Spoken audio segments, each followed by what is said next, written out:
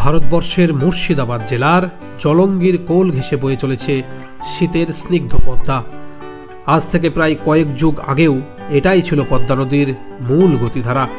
প্রকৃতির আপন খেয়ালে প্রবাহমান পদ্মার এই মূল গতিপথ ক্রমে ক্রমে সরে গিয়ে এখন তা বয়ে চলেছে বাংলাদেশের বুকে।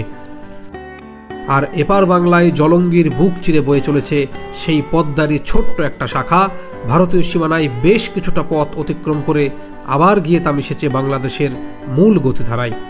সভ্যতার অগ্রগতির হাত ধরে মাঝের এই ফাঁকা অংশটায় ক্রমে ক্রমে গড়ে উঠেছে আস্ত একটা গ্রাম, যার নাম পরাশপুর চর। বর্তমানে এই পরাশপুর চর এখন প্রায় কয়েকশো ঘর মানুষের একমাত্র আশ্রয়। বন্ধুরা, আজকে আমাদের গন্তব্য সেই পরাশপুর চর।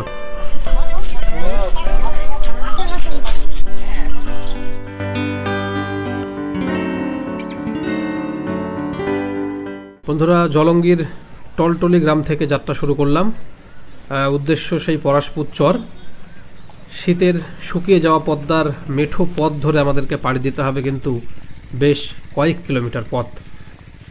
শুরুতেই সামনে যে দেখছেন বিএসএফ জওয়ানদের চেকপোস্ট, সেখানেই আমাদেরকে আধার কার্ড বা ভোটার কার্ড জমা দিতে হবে এবং তার নাম ঠিকানা এন্ট্রি করতে হবে এই পরাশপুর চরে যাওয়ার জন্য। আমরা পেছনে যে একটা বিএসএফদের চৌকি আছে, অর্থাৎ এই পরাশপুর গ্রামে আসতে গেলে একটা বিষয় কিন্তু মাথায় রাখতে হবে, সেটা হচ্ছে যেহেতু এটা বাংলাদেশের একদম সীমানা ঘেঁষা গ্রাম, তো সেই কারণে বিএসএফ জওয়ানরা আমাদের দেশের তারা কিন্তু এই পরশপুর গ্রামের ঠিক প্রথমেই কিন্তু তারা থাকে এবং সেখানে আমাদেরকে আধার কার্ড বা ভোটার কার্ড দিয়ে এন্ট্রি করাতে হলো। তো আমরা ভোটার কার্ড দিয়ে এন্ট্রি করালাম, তারপরে কিন্তু সেই গ্রামে যাওয়ার পারমিশন পেলাম। এবং একটা জিনিস বলে রাখি যে এই গ্রামে ভিডিও করতে গেলেও কিন্তু রেস্ট্রিকশান আছে, অর্থাৎ ভিডিওর পারমিশন মেলে না।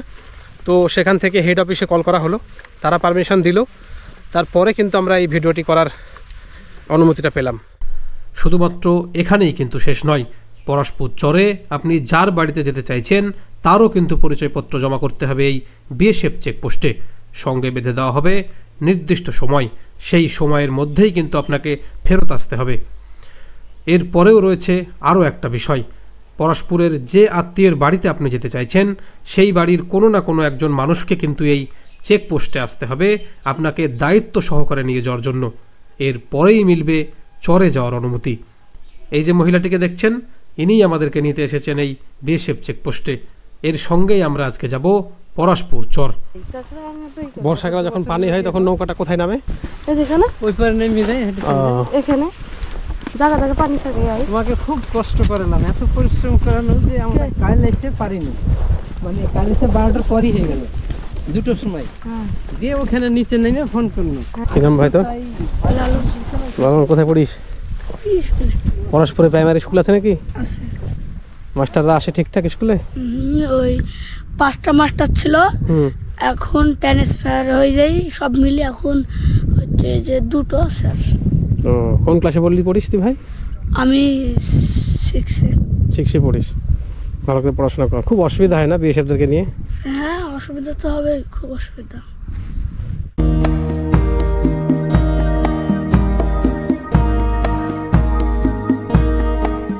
আমরা এন্ট্রি নিলাম বিএসএফের কাছ থেকে। তো তারপরে রাস্তাঘাটগুলো কিন্তু ঠিক এরকমই দুর্গম। এরা এই রাস্তা দিয়ে প্রতিনিয়ত যাতায়াত করে। দেখুন কি কষ্টকর লাইফ স্টাইল আমাদের।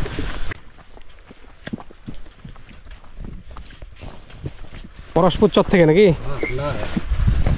পরশপুর চর।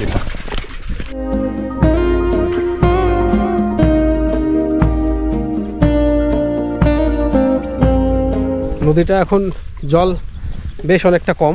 যখন বর্ষা হয় তখন কিন্তু এই মাঠ পেছনে যেখান থেকে আসলাম সেই দিকটা আর এই সাইডটা পুরো কিন্তু জলের তলায় থাকে।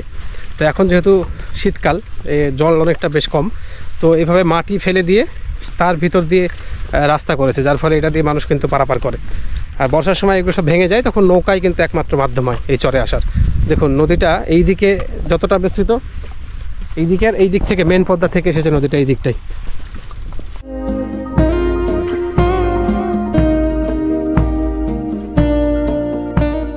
অনেকটা প্রায় 2 থেকে 3 কিলোমিটার রাস্তা, এখন কিন্তু তারও বেশি হবে মনে হয় যেতে হবে। বন্ধুরা দেখতে পাচ্ছেন ওই যে দূরে দেখা যাচ্ছে ওই পোর্শনটা, ওইটা কিন্তু সেই পরাশপুর গ্রাম। আমরা বেশ অনেকটা কাছে চলে এসেছি গ্রামটার। রাস্তাটা প্রায় 3-4 কিলোমিটার হবে একদম নদীর শুরু থেকে এই পরশপুর গ্রামটা। তো যাক, আমরা গ্রামের অনেকটা কাছাকাছি চলে এসেছি। তো মনে হচ্ছে এখান থেকে আরও 1 কিলোমিটার হবে যা মনে হয়। দেখুন রাস্তাঘাটগুলো এমনই হয় যেহেতু মেঠো পথ। আমার সামনে দেখছেন যাচ্ছে, আমার সঙ্গে এসছে মামা, আর ওনার বাড়িতে যাব। ওই চরেরই একজন মানুষ, তিনি আমাদেরকে নেওয়ার জন্য সীমান্তের চেকপোস্ট পর্যন্ত এসেছিলেন, যিনি যেখানে বিএসএফদের চৌকি আছে সেখান পর্যন্ত। এই বাংলাদেশের বাড়িগুলো কোথায় দেখা যায় না? বাংলাদেশের কিছু বাড়ি হাত দিয়ে দেখাই না যাবে নাকি? কি দেখাচ্ছিস? না না, সমস্যা নেই, ওদের তো পাড়া, ওদের সমস্যা কেন হবে? তাহলে ওই যে বাড়িগুলো দেখা যাচ্ছে ওগুলো বাংলাদেশের বাড়ি, ওই সাদাগুলো। বাহ, আবার যে গাড়িটা না রায়কাটা, ওটা হচ্ছে সবাই করে সব মানে এন্ট্রি আছে। ওরে খাতা আলাদা আছে, গেস্টের খাতা আলাদা আছে, আমার চরের খাতা, জালসার খাতা আলাদা। আচ্ছা, সব খাতা আলাদা করা আছে। মানে চরে একটা জালসা হয়? এই যে জালসা হলো 21 তারিখে। আচ্ছা, সেই জালসাতে বাইরেকার প্রচুর মানুষ আসে, তাদের খাতা আলাদা থাকে নাকি বিএসএফদের কাছে?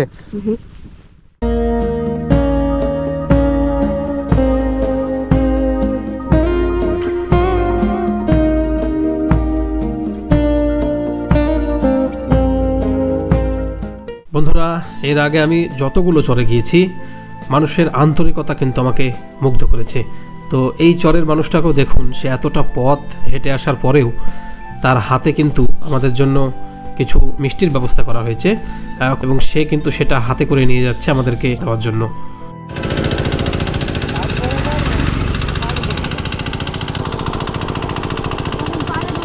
পানির পাইপ দিয়ে জলসেচ ব্যবস্থা।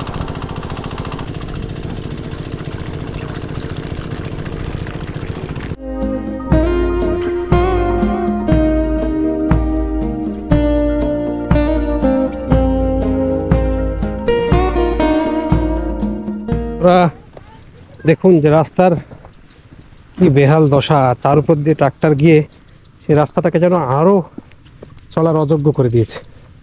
প্রতিটা চর এলাকার চিত্রই কিন্তু এক।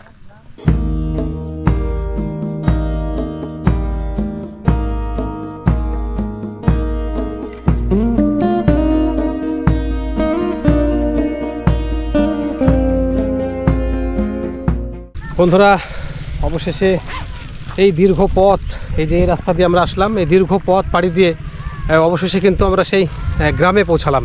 এই যে দেখছেন আমার সামনে গ্রাম দেখা যাচ্ছে, সেই পরশপুর গ্রাম ঠিক এখান থেকেই শুরু হয়, আর এখান থেকে প্রায় 6-7 কিলোমিটার পর্যন্ত কিন্তু সেই পরশপুরের গ্রামীণ জনপদ। সেই পরশপুর গ্রামটা, পুরো গ্রামটা আজকে ঘুরে দেখব। আমি তো ঘুরে দেখবই, আপনাদেরকেও ঘুরে দেখাবো যে এই পরশপুর চরের মানুষ তারা কেমন আছে তারা এই শীতের শুষ্ক মরশুমে। তো চলুন সেই গ্রামটা ঘুরে দেখব। এটাই স্কুল? না, হসপিটাল গেছে, কোনো ডাক্তার আসে। এটা হসপিটাল? ওটা স্কুল, ওইটা স্কুল, আর এইটা হসপিটাল। কিন্তু ডাক্তার মানে মাঝে মাঝে আসে, রেগুলার ডাক্তার আসে না। খারাপ হয়ে গেছে। আর এইটা কি? এই যে দেখা যাচ্ছে, এটা কি? এটা বর্ষা যখন আসে, পানি হয়ে যায় এগিয়ে দিয়ে, এখন ওতে থাকে মানুষ, শিবিরে মানুষ থাকে। আচ্ছা, ও মানে যে জায়গায় দাঁড়িয়ে আছি এই জায়গায় কি পানি হয়? এই পুরো এরিয়াটায় পানি আসে? লাচ চলে বেড়ায়, মানে নৌকা চলে বেড়ায়, এক মাজা পানি হয় এই জায়গাটায়, মানে পুরো গ্রামটা তো ডুবে যায় মনে হয়। তখন মানুষ এই উঁচু জায়গাটায় থাকে মানুষ, তখন সাদা যে বিল্ডিংটা এখানে থাকে, তাই তো? এই আমাদের গভর্নমেন্ট মানে ভারত সরকার খাবার দিয়ে যায়, ত্রাণ দিয়ে যায় না? তোরা সে খাবার খেয়েছিস? বন্ধুরা, এদের মুখে শুনলেন যে এদের যে এই যে পরশপুর গ্রাম, সেই পরশপুর গ্রামে কিন্তু একটা হেলথ সেন্টার রয়েছে। সেখানে চিকিৎসা ব্যবস্থা খুব একটা বেশি উন্নত না, এটা হওয়াটাই স্বাভাবিক। আর একটা স্কুল রয়েছে, যেটা রাস্তায় আমরা শুনলাম সে ভাইটার কাছ থেকে। আর পাশে যে বিল্ডিংটা দেখছেন, সাদা কালারের যে বিল্ডিংটা দেখছেন, এটা কিন্তু সেই ত্রাণ কেন্দ্র, আশ্রয়স্থল। অর্থাৎ যখন বর্ষায় পুরো গ্রামটা যখন ডুবে যায়, তখন সেই মানুষগুলো কিন্তু এইখানে কিন্তু আশ্রয় নেয়, এই স্কুলে কিন্তু তারা আশ্রয় নেয়।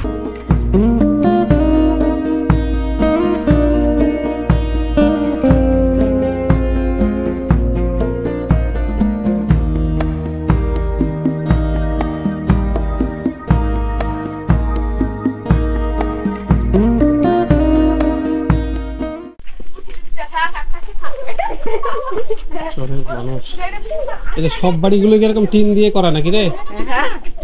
বন্ধুরা দেখছেন সেই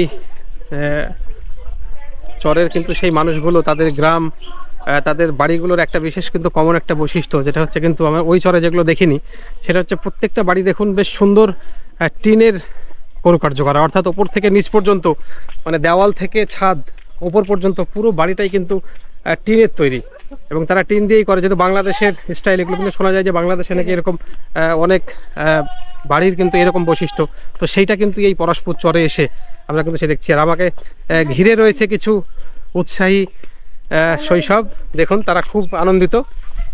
হ্যাঁ এই তো, তাই তো তোরা সেই যে বাড়িটাই আজকে এসেছি, একটা আত্মীয়ের বাড়ি বিশেষ পরিচয়, তো তাদের বাড়িতে যাওয়ার যে রাস্তা সেটা দিয়ে যাচ্ছি কিন্তু ঘুরে। এই বাড়িতে আমরা এসেছি, এটা সেই সুন্দর বাড়ি, মানুষ টিন দিয়ে ঘেরা থাকে এই সাইডটা, পুরো টিন, একদিকে টিউবওয়েল, খুবই সুন্দর বাড়ি। বাংলাদেশে যে বাড়িগুলো হয়, যারা বাংলাদেশের বন্ধু আছেন তারা নিশ্চয়ই বুঝতে পারছেন, ঠিক এইরকমই কিন্তু হয়। আমাদের ইন্ডিয়ার বাড়ি কিন্তু এগুলো হয় না সাধারণত। তো এইখানে যেহেতু বাংলাদেশের একদম ধারে, আগে তো দুটো দেশ এক ছিল, ভারত বাংলাদেশ, তো তার কালচারটা কিন্তু এই চরেও পড়েছে এবং এই বাড়িগুলো কিন্তু সেই আদলটাই রয়ে গেছে এদের মধ্যে। সেইভাবেই এক টুকরো বাংলাদেশ কিন্তু বেঁচে রয়েছে আমাদের এই ভারতের পরশপুর চরে। বন্ধুরা, চরের এই বিস্তীর্ণ ধুলোমাখা রাস্তায় সেই কালো প্যাকেটে বয়ে নিয়ে আসা আন্তরিক এই আতিথেয়তাকে অবজ্ঞা করব এমন সাধ্যে কিন্তু আমার নেই। তাই তো তাদের বাড়ির টিউবওয়েলের সেই ঠান্ডা জলে হাত মুখ ধুয়ে বসে পড়লাম সেই আতিথেয়তার অংশ হতে। এত খাবার দাবার কি দরকার ছিল? এত অল্প সময়ের ভিতরে এদের ব্যবস্থাপনা সত্যি আমি কিন্তু বেশ অভিভূত। অবস্থাগুলো দেখে দেখুন, প্লেটে কত কিছু রয়েছে। এই দুর্গম ছিল না, নদীর ওই পারে যে বাজার, সেই বাজার থেকে কিন্তু এগুলো আনা হলো।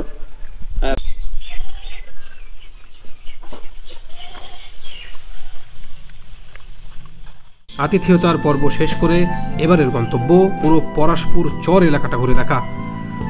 বন্ধুরা, ভিডিওটা অনেকটা বেশ বড় হওয়ার কারণে পুরো গ্রামটা কিন্তু ঘুরে দেখানো সম্ভব হলো না।